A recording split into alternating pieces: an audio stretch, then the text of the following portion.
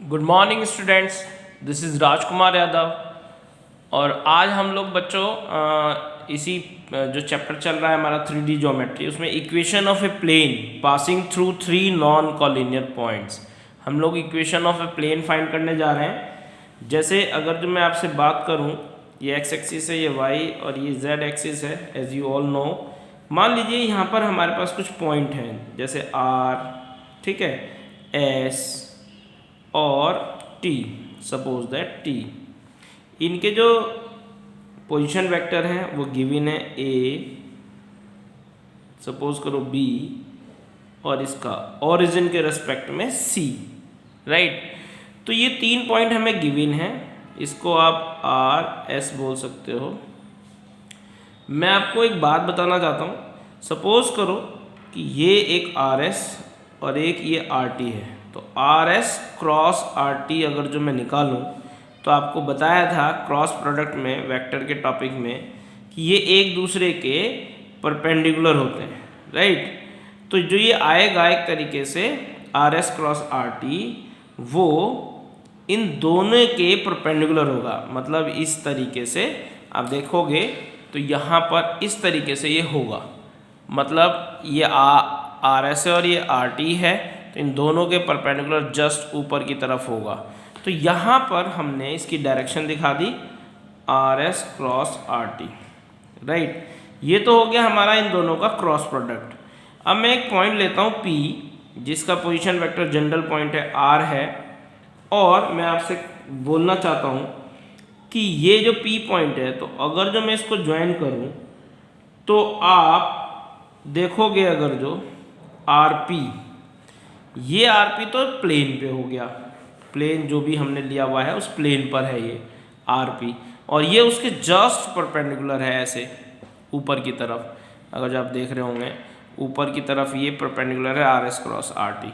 तो जो R P की डॉट प्रोडक्ट अगर जो मैं निकालूं are S cross R T से, राइट, तो ये इनका डॉट प्रोडक्ट 0 होगा, क्योंकि जब भी दो वेक्टर, एक ये वेक्टर है जो कि परपेंडिकुलर है प्लेन के और ये उस प्लेन पर है, तो दोनों का जो डॉट प्रोडक्ट होगा वो 0 होगा, थीटा 90 होने की वजह से कॉस 90 0 होता है, राइट। तो यहाँ पे आर पी को तो हम लिख सकते हैं पी का पोजीशन वेक्टर पहले, यानी कि आर माइनस ए, आर का बाद में लिखेंगे, डॉट आर एस को क्या लिख सकते हैं, आर एस एस ये वाला पॉइंट है आप देख रहे होंगे, तो आर एस को लिखेंगे बी माइनस ए, और आर टी को लिखेंगे सी माइनस ए, बाद वाले को पहले लिखते हैं C minus A, position vector of T minus position vector of R. तो इस तरीके से आप देखोगे इज इक्वल टू 0। तो ये जो इक्वेशन आई, मैं दोबारा से इसको लिख देता हूँ, बी माइनस ए क्रॉस सी माइनस ए, और इसका जो डॉट प्रोडक्ट है वो 0 होगा। ये वेक्टर इक्वेशन हो गई आपकी 3 नॉन कॉलिनियर पॉइंट से जो हमारा ये प्लेन जाएगा। अगर जो मैं r की जगह कहूँ कि एक्स आई प्लस वाई जे प्लस जेड के, आप समझ रहे होंगे मैं कार्टेशियन फॉर्म लिखने जा रहा हूँ। अब a की जगह x1 आई y1 जे और z1 के, b की जगह x2 y2 z2 हो जाएगा, राइट।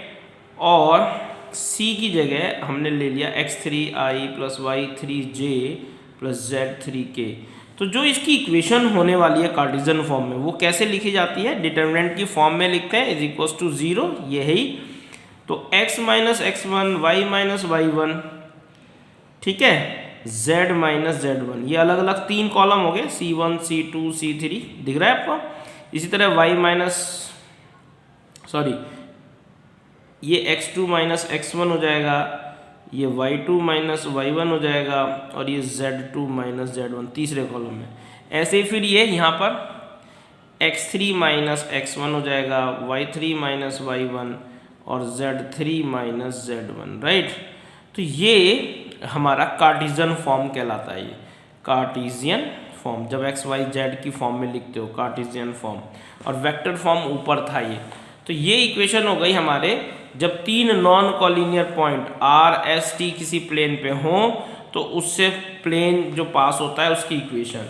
एक दूसरी सिचुएशन हम लोग जा रहे हैं, और वो है जब इंटरसेप्ट फॉर्म आपको याद होगा, इंटरसेप्ट फॉर्म आप 2D डायमेंशनल जो होता था हमारा उसमें पढ़ते थे आपको याद होगा। अगर जो कोई लाइन ऐसे जा रही थी तो हम a और b लिखते थे, तो x upon A plus Y upon B is equal to, ये लाइन की इक्वेशन होती थी।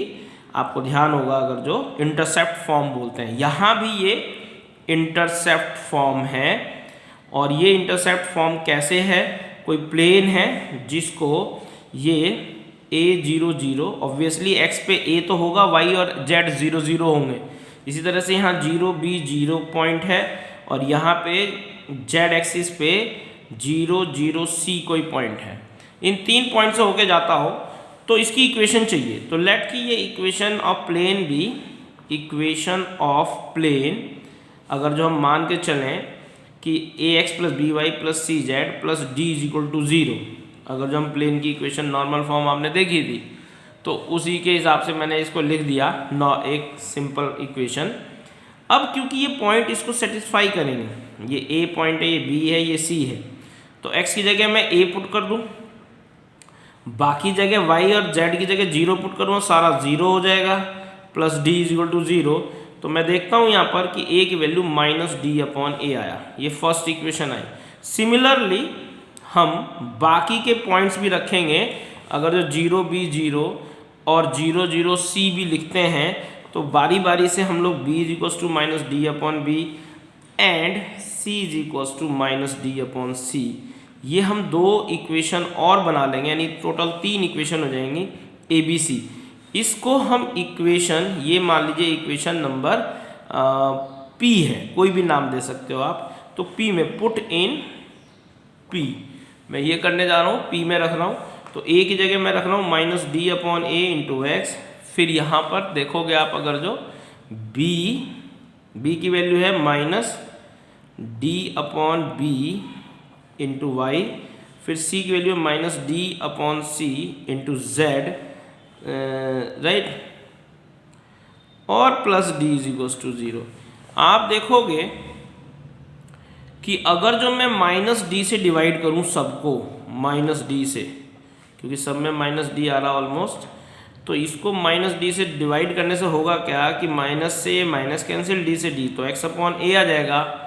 यहाँ से भी माइनस से माइनस, डी से डी कैंसिल, तो वाई अपॉन बी आ जाएगा, और इसे कैंसिल हो गया, और डी से डी तो z अपॉन सी आ जाएगा, और d से ये तो माइनस 1 इज इक्वल टू 0, ये तो 0 हो ही गया, d से 0 को डिवाइड करोगे तो आप देखते हो कि x upon A plus Y upon B plus Z upon C is equal to 1। ये बेटा हमारा ये इक्वेशन आया है इंटरसेप्ट फॉर्म, यानी कि अगर जो वो x एक्सिस पे a इंटरसेप्ट, y एक्सिस पे b इंटरसेप्ट और z एक्सिस पे c इंटरसेप्ट कट करता हो तो प्लेन की इक्वेशन जो होगी वो हमारी ये आएगी।